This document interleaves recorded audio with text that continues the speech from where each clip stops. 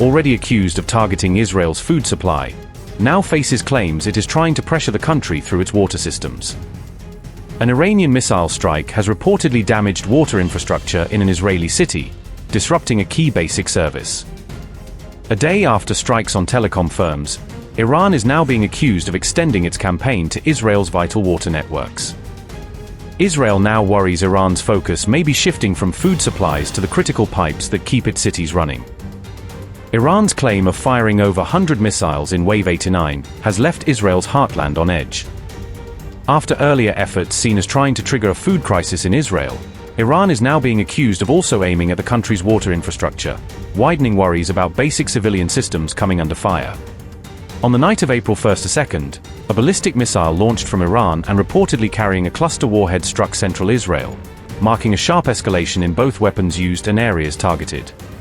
Even though areas around Tel Aviv, Israel's largest city, came under attack, officials initially reported no injuries, as residents tried to process missiles landing so close to heavily populated districts. In the ultra-Orthodox city of Bnei Brak, one Iranian bomblet reportedly burst a major water main, showing how a single fragment can disrupt daily life by damaging essential urban pipes. The Times of Israel reports that the blast in Bnei Brak sent rescue teams racing to the impact site, where crews worked to secure the area, manage flooding, and check for any hidden casualties. The Israel Defense Forces later confirmed that the missile aimed at central Israel carried a cluster bomb, a weapon that releases multiple smaller explosives and raises concern about wider potential harm. Cluster bombs are designed to open in mid-air before impact, scattering many smaller bomblets over a broad area, increasing the spread of damage and leaving dangerous unexploded pieces behind. At the same time, sirens sounded near the northern city of Haifa as Hezbollah launched rockets from Lebanon, adding pressure on Israel with threats emerging from more than one front.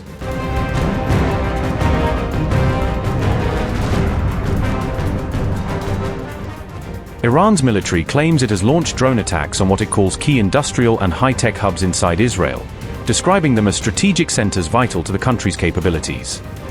Tehran says the March 31st drone wave specifically hit important telecom and industrial centers in Israel, aiming to disrupt both its civilian infrastructure and its wartime logistics. Iran's forces further allege that their targets included sites linked to global giants such as Siemens and AT&T inside Israel, accusing these firms of indirectly supporting its adversary systems. According to Iranian statements, some of the strikes were directed at facilities close to Ben Gurion Airport and the crucial port city of Haifa, both seen as critical nodes in Israel's security network. Iranian outlet Press TV reported that a Siemens-linked industrial software center near Ben Gurion was singled out, portraying it as a brain hub for advanced control systems. Iran claims the technology developed at this center supports weapons production lines and the design of sophisticated military systems, making it a high-priority target in their eyes. Officials in Tehran also pointed to a telecom research and development hub in Haifa, which they linked to AT&T, saying it was hit because of its role in advanced communications. Tehran alleges this Haifa facility develops networks, cloud platforms, and artificial intelligence tools that underpin Israeli military operations, framing the strike as a blow to its digital backbone.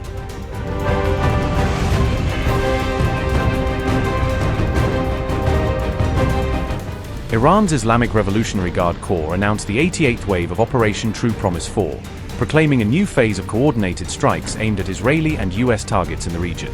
According to reports cited by the Times of Israel, Iranian missiles armed with cluster warheads slammed into parts of central Israel on March 31st, sharply escalating the nature of Tehran's attacks.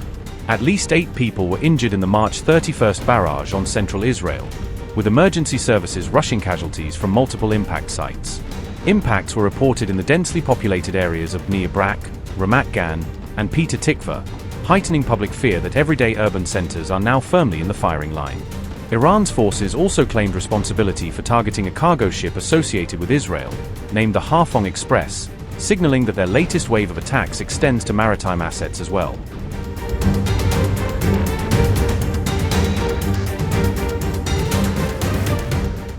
Iran's Revolutionary Guard says that in what it calls Wave 89 of its retaliation, it launched more than 100 heavy missiles and attack drones towards selected targets across the region. The Guard further claims it fired roughly 200 additional rockets, saying these were spread over wide radius across West Asia to hit multiple locations at once. Tehran asserts that its latest strikes reached both American and Israeli positions, not only inside Israel but at sites it identifies as US linked across the wider Middle East. According to the Revolutionary Guard, missiles and drones were aimed at what it describes as military targets and terrorist forces in Eilat, Tel Aviv, and Bnei Brak.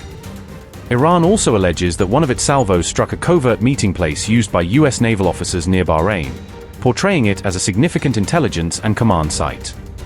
The Guard claims that several senior American naval officers were wounded in that incident and then transferred to hospitals in Manama, the capital of Bahrain, for treatment.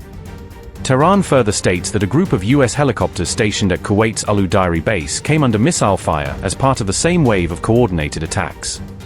Iranian officials say at least one American helicopter was completely destroyed in the strike, while several others on the ground reportedly suffered heavy damage. The Revolutionary Guard also claims it knocked out 2 US early warning radar systems positioned near the United Arab Emirates, suggesting it was trying to blind regional defenses. Tehran has gone further, asserting that US troops are now pulling back from parts of the region as its missile and drone barrages continue. Iran finally alleges that a naval strike on what it describes as a concealed US officers' facility in the UAE killed 37 American personnel, though this has not been independently verified.